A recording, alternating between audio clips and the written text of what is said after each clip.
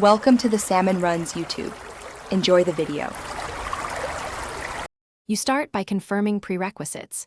Your client and server are on the same subnet, and you know the device IP. Once done, verify the FTP service is installed and granted storage permission so transfers can write to disk. Next, configure the router or hotspot to forward port 21 or your chosen port to the server IP. Do this now because without port forwarding, outside clients cannot reach the server. It's the foundation for everything that follows.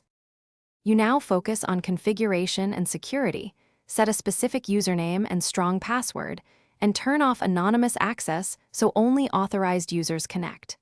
Make sure the FTP daemon is bound to the server's active interface and enable passive mode with a defined port range.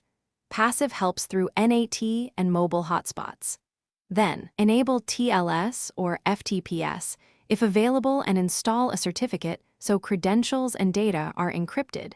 This prevents interception when you access the server across networks. You finish by testing locally first, then from an external client using your external IP, port, confirm directory listings, and upload/download work.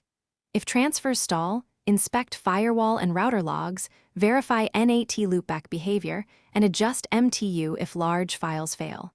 Make sure passive port range is allowed through the firewall and forwarded. If something still breaks, enable verbose server logs and reconnect. The logs reveal handshake or permission.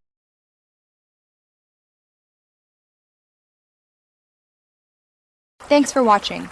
Consider subscribing if we helped you.